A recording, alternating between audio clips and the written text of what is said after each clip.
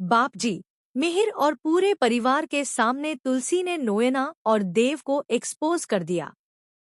सलोनी की इज्जत उछालने के पीछे देव का हाथ था, लेकिन उसे नोएना ने भड़काया था।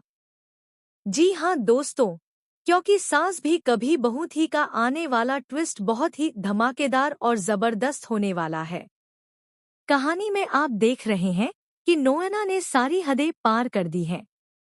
उसने न सिर्फ डिवोर्स की सच्चाई पूरे परिवार के सामने उजागर कर दी, बल्कि शांति निकेतन परिवार की इज्जत की भी धज्जियां उड़ा दी।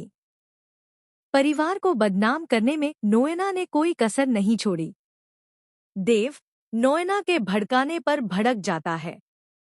उसे लगता है कि जब शादी टूटेगी तो उसकी बेइज्जती होगी।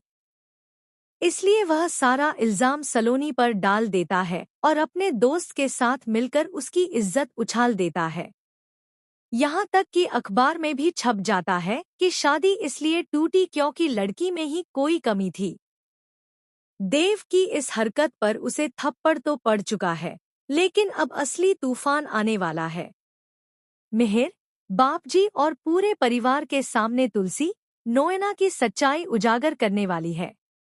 नोएना को एक जोरदार चांटा भी पड़ने वाला है। वहीं बापजी साफ शब्दों में मिहिर से कहेंगे कि वह इस औरत के साथ अब नहीं रहेगा। मिहिर बापजी की बहुत इज्जत करता है और यह भी जानता है कि उन्होंने हमेशा परिवार की भलाई सोची है। परिवार का गुस्सा भी जायज है, क्योंकि उनसे इतना बड़ा झूठ बोला गया और उनके बेटे की इज्जत उछाली गई। ऐसे में कोई भी परिवार नाराज होगा। अब मिहिर नोएना को हमेशा के लिए छोड़ने का फैसला कर सकता है।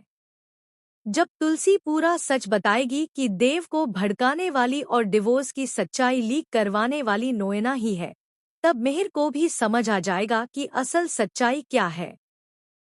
पहले मिहिर ने कभी तुलसी की बातों पर भरोसा नहीं किया और हमेशा नोएना का साथ दिया, लेकिन अब वह समझ चुका है कि कौन सही है और कौन चाले चल रहा है।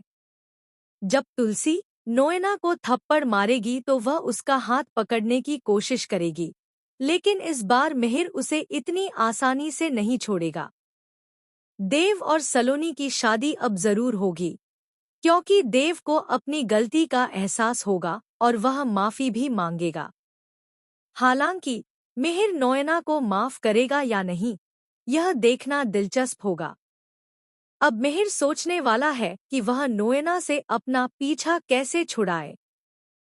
तो दोस्तों, आप इस आने वाले इन